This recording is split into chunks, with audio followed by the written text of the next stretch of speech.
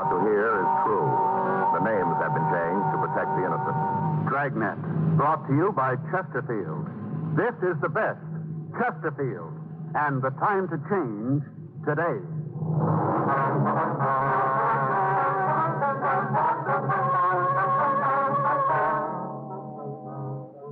You're a detective sergeant. You're assigned to burglary detail. You get a call to meet a fire inspector at a burned-out home. There's reason to believe the fire was started by a burglar. Your job, investigate.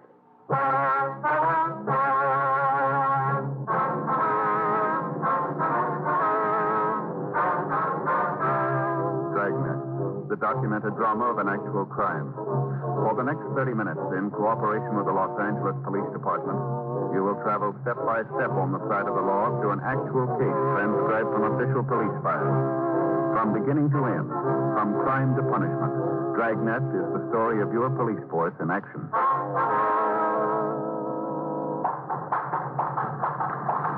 It was Wednesday, November 4th. It was cool in Los Angeles. We were working the night watch out of burglary detail. My partner is Frank Smith. The boss is Captain Bernard. My name is Friday. We were on our way out from the office. It was 9:12 p.m. when we got to 2607 West 50th Street, the scene of the fire. No signs here. Just the fire must have been in the back of the house, huh? Yeah, that's the way it looks. Hiya, Joe. All right, Tom. You know my partner, Frank, Inspector Strader from the fire department. Sure. Hello, Frank. Been some time since we worked together, Joe. Yeah, over a year, isn't it? Yeah, about that. What do you got for us this time, Inspector? Easier to show you. Come on back. All right. Most of the damage is in the bedroom. Started in the closet. Yeah. Did burn through the next room, though. Little girl's bedroom. Mm-hmm. Here we are. Yeah. Burned bad, huh? Could have been a lot worse. Neighbor saw the flames through the window. Must have seen it right away. She called us, and the engine company got out before the whole house was gutted. Mm-hmm. The place locked when they got here? Yeah. Had to break through the back door to gain entrance. All right. Now, where do we fit in? Well, we're pretty certain the fire was started deliberately. Huh. When I was checking, I noticed the window had been tampered with. Come here, I'll show you what I mean. See the lock? Yeah. Yeah. Looks like it was forced, doesn't it? See here? Screws are pulled right out of the frame. Yeah. Glass is cracked, too. Yeah. Any chance your boys might have done this? No, I checked that angle. The only place they tried is the back door. Uh-huh. Was the window open when you first saw it, Tom? Yeah, just like it is now. Raised about an inch. Frank? Yeah. See these marks here on the sill? Uh-huh. Probably made when the window was forced, huh? Better get the lab out here, I guess. Huh? Yeah, I'll get him. Phone's in the front room near the table. Thanks, Inspector. You been able to contact the owner, Tom? Yeah, he was with his wife and little girl. Got here just about the time they had the fire out. Took her wife and kid over to her sister's place for the night. Well, did he know if anything had been stolen? Didn't ask before he left. He said he'd come back as soon as he could. Well, you got any ideas? Well, I'm sure the fire was set. Might be insurance. Maybe a pyromaniac. Thief trying to cover something. I'm at the task. This is my partner, Sergeant Friday. I do, Sergeant. Oh, yes, sir. And you met Inspector Strader. Yes, sir. How are you? Hi. Got back as soon as I could. The wife and daughter pretty upset. We understand, Mr. Taft. She didn't think about it tonight, but she will tomorrow. Now I'll be in for it. How's that, sir? About the insurance. What about the insurance? Well, I don't have any. I can hear her now. She'll be up one side and down the other. You don't have any fire insurance on the house at all, huh? That's right. How about personal property? Mm-mm. No, the wife's been asking me to take some out. Maybe I would have, but she wanted me to get it from her brother-in-law. Maybe I would have, but you never saw such a one-way guy, always looking to feather his own nest. You know the kind. Yeah. Like I was painting the kid's room, you know. Think he'd give me a hand? You bet he didn't. So what happens? I got no insurance. Uh-huh. Now, Mr. Taft, we'd like you to do something for us if you would. Sure thing, as long as it doesn't cost me. It's going to put me in the hole, but good. Hey, what is it? Would you check around and see if any personal items are missing here? You mean stolen? Yes, sir, that's right. Well, you think someone broke in and stole something and set the fire? No, we're not sure yet. We want you to help us. Oh, boy, that's all I need. A fire with no insurance and rob with no insurance. My wife's brother-in-law won't ever get off my back, and my wife. Mm-hmm. Would you check for us, sir? Yeah, sure thing. Thank you. How much in here to take something? My wife's yours. And what she had was in this here box. Well, you wouldn't touch it, though. What's that? I'll open it if you don't mind. Well, it's empty. Everything's gone. Was it pretty expensive? Well, it didn't cost much, if that's what you mean. Uh-huh. Mostly costume jewelry. Her watch was in here, though. She forgot it tonight. Went over to the Crenshaw district window shopping, and I remember her mentioning she left it here. Do you think anything else is missing in here? I don't think so, unless maybe my wife's clothes from the closet. And the way that looks, I don't guess you could tell much. What do you think, Tom? Well, I can give it a preliminary check while you're going through the rest of the house and let you know. All right, fine. Want to check the rest of the place for us, Mr. Taft? Oh, yes, sir. All right. Boy, what a night. If a guy wanted to steal something, he'd pick a place that had stuff worth lifting. Now, here's the kids' room. Oh, look at the mess in here. I just finished painting it last week. Well. Look at it. Dolls, books all burned. Poor little kid saw that tonight, just cried her eyes out. I don't know. The guy that did this must have had a head full of rocks. Yeah. Christmas ain't far off. I don't know how, but I'll see to it she gets dolls and books. Nice ones. Better than these were. Mm-hmm. Wasn't anything in there he'd take. Now let's check the kitchen. Well, right off I can see he made us for the radio. Had a little portable on the shelf right over there. Wife likes to listen to those daytime programs while she's working. Mm-hmm. Something more to plan for Christmas. Wonder if you have the serial number on the radio by any chance. Never paid any attention to things like that. Anyway, I got it secondhand. It wasn't worth much. It played good, though. Mm-hmm. I'll take a good look. You notice anything else, Don? Not right offhand. Say, fellas, how about a beer? Unless that's stolen, too. No, thank you. Well, that really does it. What's that? This ties it off good. He stole a ham. What? A ham weighed 12 pounds and saving it for Thanksgiving. There goes a big dinner my wife planned. Well, I guess it's all right if you can laugh about it, huh? I was just thinking, maybe I'll have the last laugh at my wife's brother. What's that? He was coming to dinner.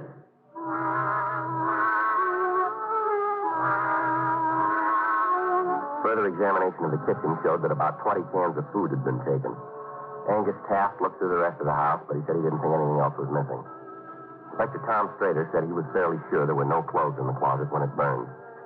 Men from the crime lab came out and took pictures of the window and also of the place of origin of the fire. A detail from Leighton Prince checked the house. Frank and I questioned people in the neighborhood, but none of them had seen or heard anyone around the Taft house before the fire started. Inspector Strader said he would notify our office of all similar house fires. The next night, we got a report from Leighton Prince. They said the prints they'd lifted from the Taft home belonged to members of the family. Ray Pinker sent word over from the crime lab that the marks on the windowsill had been made by a half-inch pry bar. On November 10th, we got another call from Inspector Strader, and we went out to 2725 West 49th Street. By 10:26 p.m., we had completed our inspection of the burned interior of the house, and we talked to the owner. That was pretty much like the last one. Looks like more damage this time, though. Yeah, done a report. Different fire started in this house. Uh-huh. Same entry, bedroom window. Stolen articles just about the same, huh? I don't get that part. How's that, Frank? The stuff is stolen. Not much value to it. Costume jewelry, clothes, food, portable radio. Mm-hmm. You'd think anyone that goes out on a limb like this would try to make it worth his while. Nothing much we can check the usual sources for. One thing that might help us we don't have. What's that, Joe? Serial numbers. You know, if people could just give us the numbers on their radios, other stolen property, we'd have something definite to look for. I know it's a lot to ask, but if they could just do that. Inspector, what do you estimate the fire loss to be here? $2,000. Uh-huh. I hope your crime lab or Leighton Prince can come up with a lead to give you fellows something concrete to work with. With you there, Tom. What do you think, Joe? Same person? Well, might be too early to say, but the fires are in the same neighborhood. Similar M.O. Chances are fair that it's the same one, yeah. Uh-huh. Keeps up. Somebody's liable to get hurt. We haven't got too much to go on. Well, we got a place to start. Huh? We know he's got some matches. Frank and I questioned the neighbors, but we failed to get any useful information. Leighton Prince were unable to come up with anything. The crime lab reported the window had been forced by a 1/2-inch pry bar. Within the next 3 weeks, despite our efforts, 6 more fires and burglaries occurred. In each case, the same M.O. was used. We had sent teletypes to CII and all points requesting information on any person who had used the same M.O. The staff's office had made a run. Known arsonists were checked. Pawn shops and second-hand stores were notified, but we still had no definite lead as to the identity of the arsonist burglar. We started a pin map to see if a directional trend would develop. 8:57 p.m., Wednesday, December 2nd. We were checking the map with Sergeant Rex Olson. Anything new, Joe?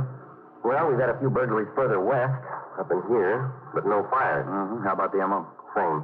Bedroom window entry, same type article stolen. You know, this operator's really a wig. Take a look at this list of items that have been taken. Mm-hmm. Dog food, baby clothes, golf balls, tennis balls, camping equipment, and a phonograph. That's quite an assortment. Tennis balls were initialed, I think, by the owner. He said he could identify them. Details have been checking playgrounds for him. Mm-hmm. I guess you pretty well covered every angle then. Yeah, actually, extra men from Metro and the fire department have been on stakeouts in areas where fires have occurred. They've run down a lot of leads, but we haven't come up with anything to date. How about Prince? No, haven't been able to give us any positives. Well, I guess they're switching MO, something to be thankful for, then. Yeah, but the guy is still out breathing the same air as we do. Yeah. I know it bothers you, but you're doing your best. You can't ask for more. Mm-hmm. You talk to some of these families that have been burned out, and you sure wish you could. Yeah, I know how you feel. The guy isn't satisfied setting one fire in a house. He set as many as 6 in one place. Look at those red pins. Mm-hmm. I'll get it. Burglary, Olson. Uh-huh. Well, what's that address? 1904 West 50th Street. Right. Yeah, they're with me now. Yeah. Burglary, here's the address. Right. Anything else? Yeah, another red pen.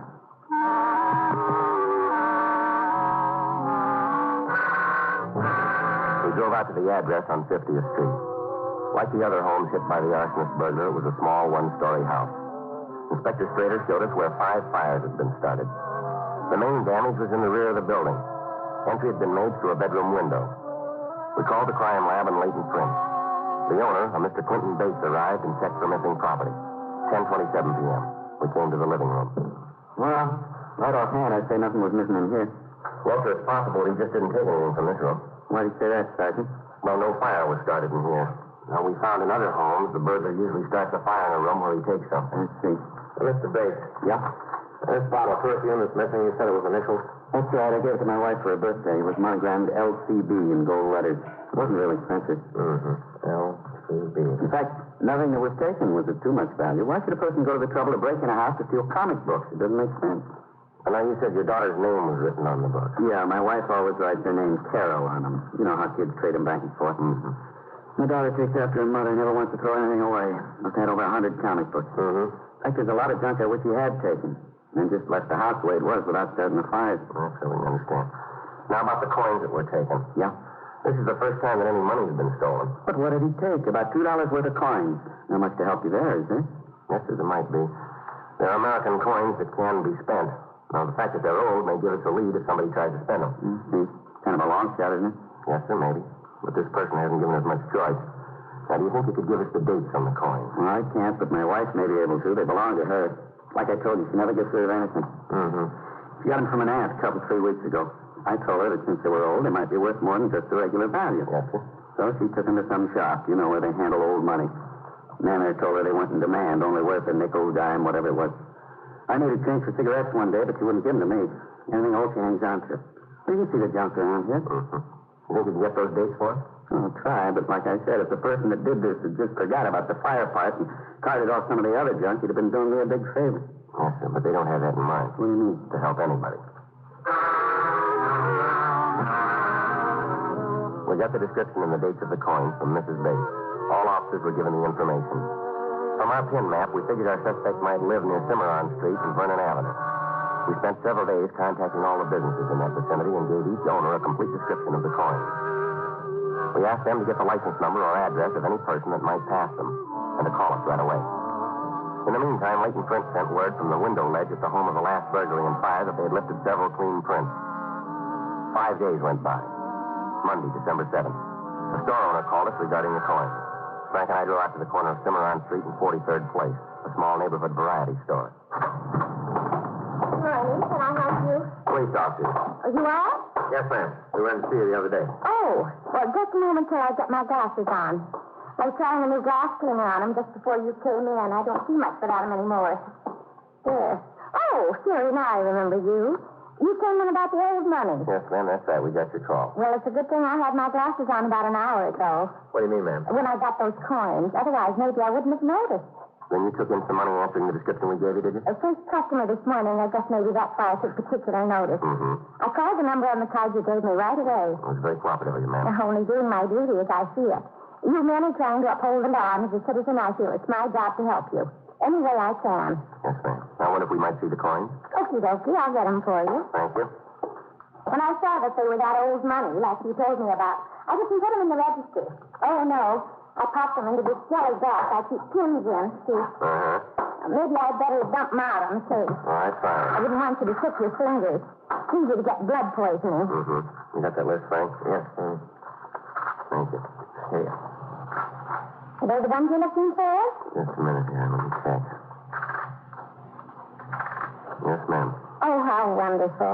Well, that gives me a real fine feeling, like I've done a good deed for the day. Well, you have, ma'am. Now maybe you can help us even more and tell us about the person that gave you these. Okie dokie. I can. But there's something I don't quite understand. What's that, ma'am? I thought you policemen are generally looking for real bad men. No, not always. Well, that's what seems wrong. The person I got these from couldn't be the one you want. Why do you say that? It was a little girl, about 9 years old.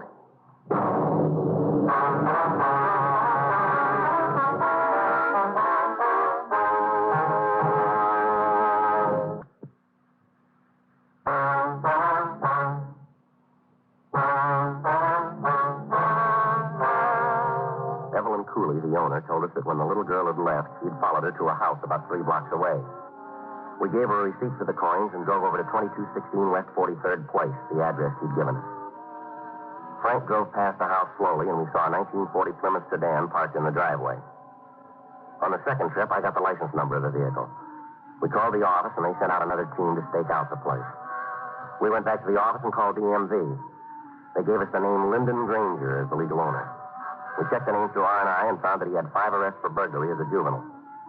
We called Leighton Prince and asked them to check the fingerprints found at the house on 50th Street. 10:37 a.m. When are they going to call? As soon as they have time to check them thoroughly, I guess. I was just thinking, Joe, what happens if Granger isn't our boy? Well, I think it's kind of easy to figure, don't you? Huh? Sure. Find out where the girl got the coins. Yeah, but I was thinking about that. You know what that could mean? Mm-hmm. More footwork. I'm telling you, Joe, I haven't put on so many miles since I worked traffic. You don't have to tell me. What do you mean? All these miles you're talking about. Oh, yeah. I was with you, remember? Yeah. I know, Joe, but after all, I'm carrying a few more pounds than you are. That is correct. It makes a big difference. Mm-hmm. You know how it is when you go deer hunting? No, Sir Frank, I don't. I never go. Well, when you're carrying a rifle. Never carry one. Well, when you go deer hunting and you do carry a rifle, you start out in the morning, rifle doesn't weigh much at all. It doesn't. Huh? No, at least it doesn't feel so heavy, but along toward the end of the day, and those few pounds feel like 20. Mm-hmm. That's the way it is with the extra pounds I carry around. Mm-hmm. Burglary Friday. Yeah. Mm-hmm. I see. On 2 of them. Good. Right. Thank you. Clayton Prince? Yeah. Granger's prints. Uh-huh. They made them on the last job.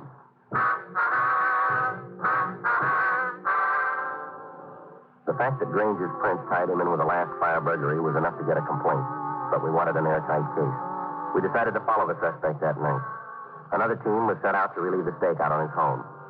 When Granger left the house at 8:09 p.m., Frank and I were behind him. The other team remained at the house. We followed him for about an hour. 9:13 p.m. What do you think, Joe? Stick with him. All right. We better take him away from home before he and his wife can get together on a story, huh? Yeah. He's slowing down. I'll pull over. Stop. Can you see him? Yeah. It looks like another twitch in his operation. Stealing from that car. Yeah. What did he take? Could you see? A blanket or a robe of some kind. Come on, let's get him. All right.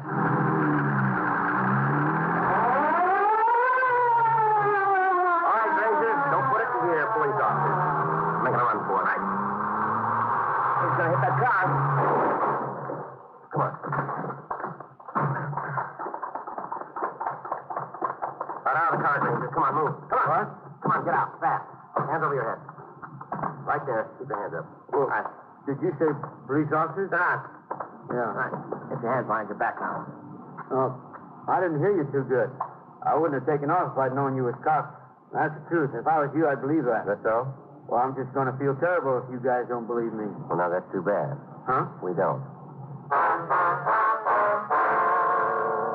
We questioned Granger, but he refused to admit any knowledge of the burglaries or the fires.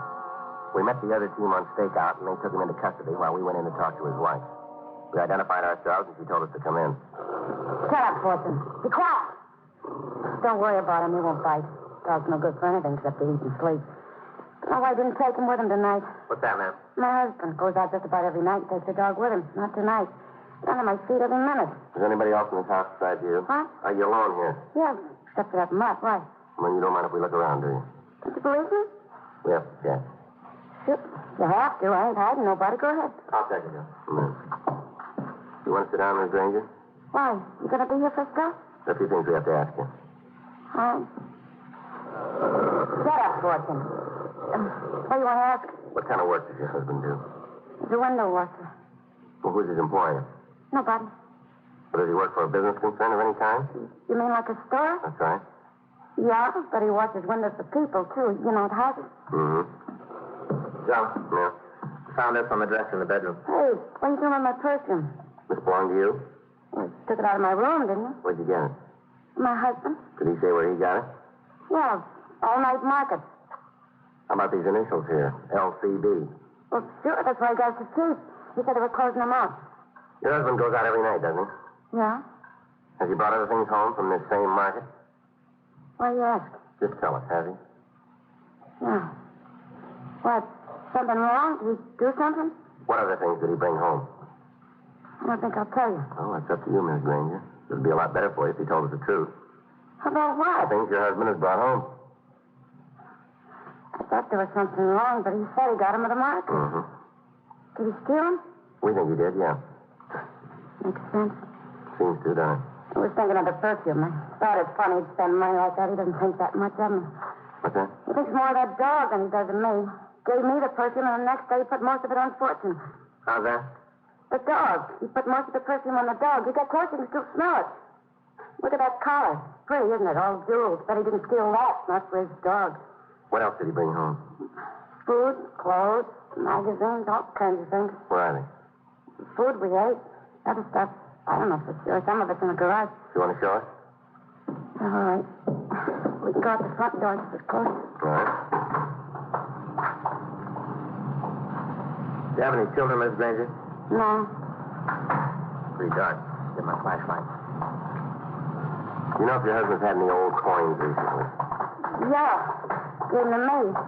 Pennies, a couple of dimes, a quarter. I remember because it's the only money he's given me in a long time. You steal them, too? Looks like it. There's a key on the left side of the door. Hang on a minute. Yeah, I'll get it. You still have those coins? No, I sent the neighbor girl to the store for me today. That was the only money I had. She spent them. Lights on the left side. Thanks.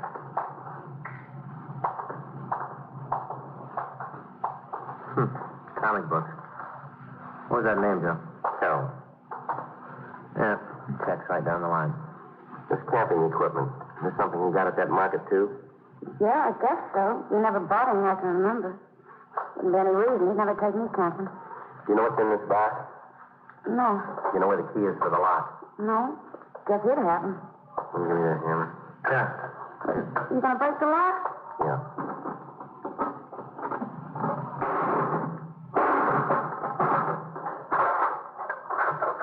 Here you are.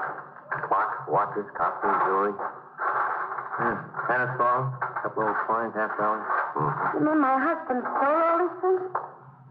Yeah, it seems so, Miss Granger, but that's not the worst of it. I know. In several of the homes, we think he set fires.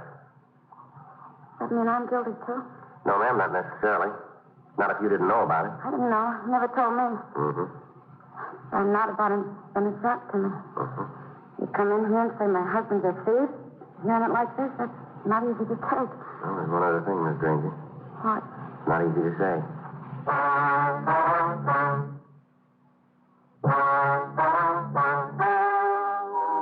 The story you've just heard is true. The names were changed to protect the innocent. On March 9th, trial was held in Department 98, Superior Court of the State of California, in and for the County of Los Angeles. In a moment, the results of that trial.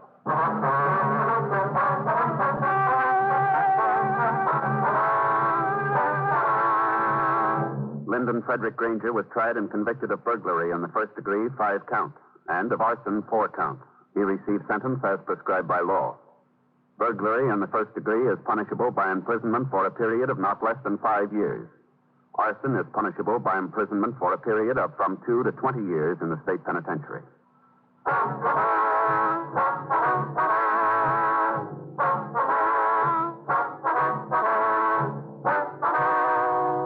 You have just heard Dragnet, a series of authentic cases from official files.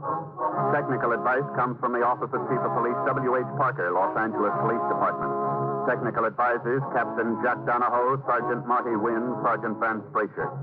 Heard tonight were Ben Alexander, Walter Sandy, Jack Crucian, Virginia Gregg. Script by John Robinson, Earl Schley. Music by Walter Schumann. Hal Gibney speaking. Watch watch an entirely different Dragnet case history each week on your local NBC television station. Please check your newspapers for the day and time.